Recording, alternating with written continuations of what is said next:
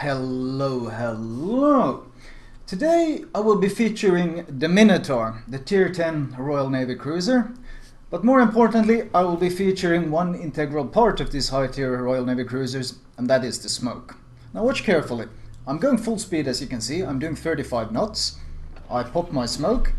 We get one puff, and then a few seconds later we get our second puff. Two puffs. That's how the smoke is supposed to work. You pop the smoke, you get one puff, and then as you move out you get a second puff soon after. Now the problem naturally is that this smoke is deeply flawed and glitched. That was taken in a training room battle, so I was alone. So I figured I'll take my recent game that I played on the Minotaur to showcase how often this glitch occurs and how incredibly frustrating it is. For some reason, sometimes when you pop the smoke on any of the Royal Navy cruisers, this isn't Minotaur specific, this is for all Royal Navy cruisers. For some reason, the smoke bugs out. Sometimes it just gives you one puff of smoke. Sometimes it even gives you three for no real reason. And sometimes you get the usual two that you expect to get, but there's no real rhyme or reason to why you get them. People have speculated that it's a certain speed that affects it, like if you do more than 21 knots while you pop it, then you only get one puff. But as you saw in the training room, I did full speed 35 knots and I easily got the dual puffs of smoke. So there's clearly no real consistency. There's no consistency to when and how you get the smokes and why you get them. Sometimes the game just decides that you're not gonna get a smoke, and that's obviously quite clearly a goddamn glitch. It's a bug. Now Wargaming, whenever this thing has been brought up, they always say, oh, it's intended, it's working as intended, this is a high skill cap ship, or some equal bullcrap like that, but that's of course all bullshit. It's a goddamn glitch. Let's see now, slow down, I pop my smoke, I get my first puff, I slow down just in time for the second puff. Oh, sorry. Where's the second puff? Oh, no second puff for me. I'm spotted by everyone and I have no smoke covering me. Fun times for everyone. Luckily, I happen to get undetected thanks to the smoke screens laid by the enemy here, so I actually survive. But this isn't designed, this isn't meant to be, this is obviously a glitch. I hit some massive citadels and damage, of course, since I'm so spotted and so vulnerable here. I think one of the New Orleans in the back is radaring, hence why I actually get the kill on this Fletcher, and I managed to reverse back into my smoke. Now there's no real reason for why it works, because sometimes you do get the double smoke and sometimes you don't, and the idea that you can't go past a certain speed to get the smoke, that argument would make some sense if while doing full speed you wouldn't still be getting the dual puffs. It makes no sense. As you saw, that's why I started this entire vid off with showing me in the training room doing full speed. You can do it on a live server as well, like in a random battle. Just do full speed, pop your smoke, and you'll pretty much get dual puffs every time, almost every time. It's inconsistent because it's so glitchy. So that thing really annoys me, because this is an issue that has been brought up multiple times. There has been threads, there have been bug reports on the forums, there have been multiple complaints about this issue, and every time it's brought up, it's like the Wargaming devs or whoever are in charge of the forums, they just put their fingers in their ears and go la la la la la, working as intended, when anyone with a even moderately working brain can quickly figure out that no, this isn't working as intended. If it was working as intended, then there would be a specific speed limit past which you would not get a smoke, which means that my original clip where I'm doing 35 knots and I pop the smoke, I should only get one puff. There's no logic behind that. Oh, you get a smoke puff if you sail slower than 20 knots and if you sail faster than 25 knots. But if you happen to be sailing in that gap of 20 to 25 knots, then for some magical reason you will only get one smoke puff. That makes absolutely no sense. There's no reason, no logic behind that. There's no logic behind that design decision. And the idea that they are trying to pass this off as some sort of working as intended thing is just ridiculous to me. And honestly, I think it's pretty insulting to the average player. Like anyone with any experience who's been playing this, even people who are playing the Belfast suffer from this glitch. And the idea that they're still trying to pass this off as some sort of working as intended thing is just ridiculous. It's clearly not working as intended. It's a glitch. Fix it. it's not that difficult. Now the game itself, Minotaur of course is one of the Royal Navy cruisers that, regardless of this extremely frustrating glitch, is actually very fun to play. It's an incredibly strong cruiser. It's potent, it's got massive firepower. Yes, it's incredibly squishy, but on the flip side, you also have a very, very powerful heal.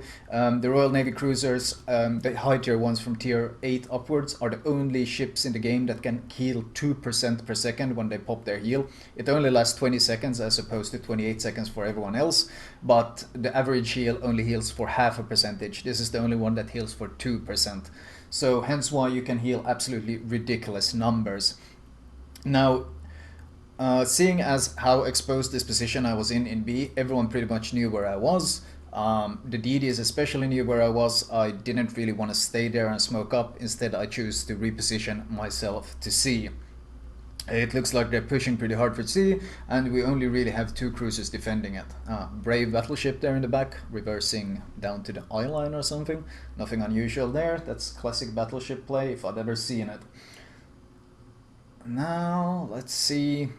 It always feels like you're kind of singling a coin, like you're throwing a coin to see if am I going to get a working smoke this time, or am I going to get a glitchy smoke today. So maybe it'll work this time. Let's see. We got Amagi, Hipper, the Grosse, the Kutuzov in front of me got deleted. Yeah, I plane spotted, time to slow down. I'm underneath, I'm doing 18 knots. I'm almost stopping, and oh! Congratulations! You won the lottery! No second smoke puff. Did you notice, by the way, that I stopped exactly where the second smoke puff would have been? So, if it would be working as intended, or if it was, well, skill-based smoke puffs, then that second smoke puff would be covering me perfectly. I stopped exactly where I'm supposed to stop for the second smoke puff to cover me, but happy-go-lucky, this Royal Navy smoke once again decided to screw me. So I'm spotted by a Hipper being able to shoot at my broadside. There's a Zumo, Amagi, Friedrich Grosse. So once again, I have the great joy of having to reverse back into my own Buggy smoke. I actually make it back alive thanks to angling a lot. I once again eat a massive amount of damage thanks to this lovely glitch. Isn't it great? Once again, only one smoke puff for no real reason, and there's for some reason still people on the forums pretend like this is intended. How on earth can this possibly be intended? If this was an intended thing, it would literally be a design decision that's worse than putting Bastion and Epicenter into the game. I mean, literally would be worse than those two. And let's face it, Bastion is already pretty goddamn terrible, and for some reason Wargaming is adding it to even more maps. I have no idea why. Everyone I talk to hates Bastion, everyone thinks it's boring, passive, slows down the game, it's terrible for DDs, it's almost impossible to regain any capture points, but they keep adding it to other maps as well, so who knew? But I do not believe for a second, regardless of what they claim, that this is actually intended.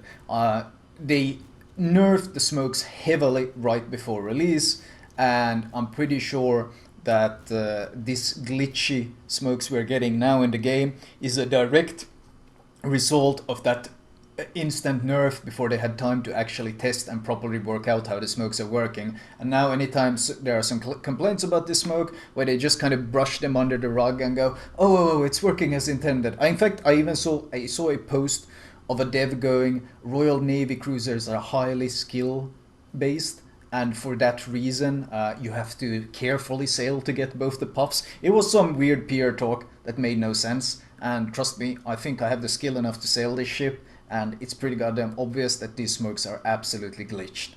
Now, I got 2 battleships here. The Izumo is capping. I don't want to shoot because I don't want to get spotted. I make sure to reverse behind the island in case he decides to push me.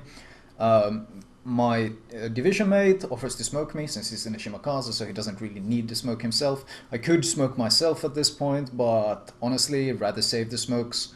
Might need them more later on. Shimakaze, of course, will mostly spend its time when there's no cruiser around. You don't need a smoke yourself that badly, so you can pretty easily afford to give one smoke away, so to say.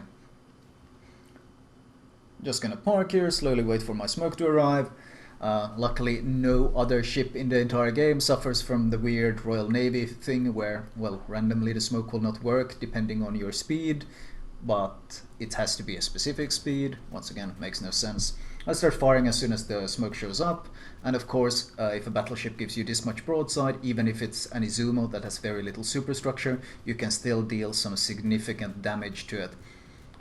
Surprisingly, well, not actually surprisingly, the Izumo quickly turns to me, he realizes what is shooting him. It's kind of easy to make out what is shooting, of course, with this rainbow arcs of AP, so he quickly starts turning in. Now, especially on a ship that has very little superstructure like the Izumo, angling against the Minotaur actually limits your damage significantly, so he's playing it quite intelligently here. The problem, of course, is that I still have torpedoes, so if he wants to close the distance, that's not an issue. I am going to start shooting the other ship that's actually giving me broadside, which is the Friedrich Grosse, and my damage numbers are instantly far more impressive. You might notice that I'm also reversing in the smoke and trying to move in the smoke and angle myself a bit, so I'm not giving a flat perfect broadside, because if he decides to shoot me in the smoke, I could be pretty screwed. He's close enough actually that regardless of any angling, he could still delete me if he gets lucky. I kind of want to shoot at him, but it's very risky. At this point though, he should be dead. It's unlikely he can survive those torps. The Minotaur torps are of course fantastic. They have great damage and great range, and they're one of the main tools for defending against battleships doing exactly what he was doing, which is pushing into your smoke and trying to take you out. Of course, Friedrich Grosse is trying to sail away. I try to make his path as painful as possible. I got spotted briefly, I instantly pop my smoke, not moving this time. I've already had it work as intended twice in a row this game, so I don't feel like suffering a third time, since the last two times I pretty much lost half the HP I had, so I decided to play it safe and just not move at all. Friedrich Grosse, well, he doesn't have too many options. If he rushes me, he has to give broadside to the Izumo and New Orleans in the north, so kind of has to sail away, and while sailing away he of course exposes full broadside to me. He does shoot me in the smoke, only gets light damage. I reverse and angle a bit more. If you look at the minimap, you can see just how extreme of an angle I actually have towards him, so it's not that easy to hit me from the angle he is firing at. Of course, a Minotaur, if he does hit me, it will most likely be a citadel, because, well, both the Neptune and the Minotaur have absolutely massive citadels. Amagi, surprisingly squishy, actually, the top part of the Amagi. The broadside itself is fairly tanky, but the upper part of the hull is surprisingly squishy. So pretty much any ship with AP can do a nice amount of damage. The Minotaur of course does especially well against something as squishy as this, even at this range. Got the high caliber, which is satisfying. I do have 4 kills accumulated this game, and I'm closing in on 200,000. So even with the bugs, the Royal Navy smokes glitching out, this has overall been a pretty damn good game already. It is fairly close though. The advantage we have is mostly the one that me and my division mate have created here, Void that is. Kutuzov gets spotted, while Shimokaze also gets spotted, he bails. I know that my own smoke is fading soon. The first and last timers that I have next to my health bar, there's a smoke mod that would show you the timers, but honestly, you have to rebind it to make it work with the keys, the custom keys you're working, and as you can see, my timing was pretty spot on without even using that mod. I don't really use it much because I don't like any mods that make me rely on them. It's better to... some things are better to learn, and then you can use mods to like remind you or make life easier. But if for some reason the mod stops working and you've gotten completely used to it and you're completely reliant on a mod like that, it can become pretty painful to suddenly have to adapt to not having the mod at all helping you out. Now I prioritize angling towards the Amagi. Kutuzov AP at that range is unlikely to be too deadly, and Amagi actually had HE loaded for some reason. He can still do some heavy damage to me. HE actually does surprisingly good damage to a Minotaur, and that's mostly because, well, all the Minotaur armor is very, very thin, so pretty much all HE will penetrate and do maximum amounts of damage. So even though HE looks squishy, if a Minotaur angles towards you, it's often better to switch to HE than to stick to AP, if you're a cruiser that is. You can do surprising amounts of damage, and of course the fires will add up. The problem is, if he manages to disengage and flee, any fire damage will be quickly healed up by the fantastic heal that the Minotaur has access to. Kutuzov quickly bails. He's angled, so he's bouncing pretty much half the shells I throw his way. Shimakaze smoke ends, so I decide to leave. There's no point chasing this Kutuzov, seeing as we have lost control of A and they're most likely going to push to B. I'm going to continue to try to be relevant. In case you have noticed my positioning this game, while I have been mostly playing on my side of the map, I have also always tried to position myself in such places where I can affect the most parts of the map, the most important ones, which are of course the objectives, and positions where I can shoot at multiple enemies at once. So if one enemy suddenly turns away or dies or whatever, I can just switch to the next one. I shoot the Kutuzov as I slip behind the island. In this case, because of the arcing shells, I'm able to deal significantly more damage to him than he deals to me. In fact, if you look at my damage, I have 212. And the shells that are landing as I'm sailing away adds up another 5,000 damage on top of the damage that I already did. So that's of course one of the strengths of the Minotaur. Those kind of fade away shots you do as you dip behind islands can deal a lot of damage. You can easily deal a 10,000k, Jesus. You can easily deal 10k damage just fading behind a corner as you shoot. I'm spotted. That lets me know that the DD is on the northern part of B, behind that island, basically where I'm aiming right now, because if he was any closer I would see him. So I'm letting him think that I'm gonna sail straight the way I am now, trying to bait his torps this way, and then I pop Hydra of course, and this is where I start turning hard. He shot his torps, and once again, because of the angle I was sailing at, I kind of baited him into shooting his torps where I wanted them. And even though it was a Shimakaze, which I think has F3 torps, these seem quite fast, I'm still able to dodge them all, thanks to the small mind games I did of making it appear like I was going one way, and then pretty much at the last moment turning the other way. That's also a tactic I often use in battleships, when I close the distance to DDs that are hiding in smokes. Sneaking up on them like that and then juking one way and turning hard the other way can be very effective. Kutuzov, 24k HP, but I actually have my smoke ready, and checking the minimap, there's a 3D Grosse to the north that is spotting this Kutuzov, so that means I can actually slow down and smoke. This time I play it super safe. I drop my speed to 14 knots before I actually pop my smoke, and this time it appears the smoke did work, or maybe I just stopped within the first puff, I don't know. Regardless, he doesn't have any escape, he doesn't seem to have his own smoke, and well, he can, even if he angles against me, I still do damage by aiming for his superstructure. So he really doesn't have many options at this point. I also start reversing to minimize any sort of penetrative damage.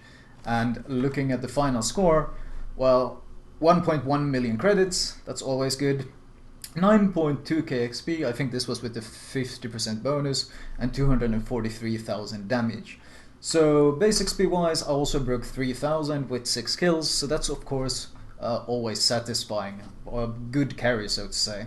So while this game was very good, I mean 1,550 shells fired, 641 hits, while this was a great game, it also highlighted one of the huge issues with this line and Royal Navy cruisers in general, and that is the inconsistency of the smoke. Had I had worse luck in the very first smoke I popped when I went into the cap, and one of the battleship had gotten a good volley on me, then I would have instantly died. By no error of my own, but simply because a horrible glitch in the game. And honestly, I wish VG would stop pretending like this glitch doesn't exist, when anyone with a working brain can clearly tell that yes, there is an issue, and yes, the issue needs to be addressed. Anyway, that's all for me. I'll talk to you guys soon again.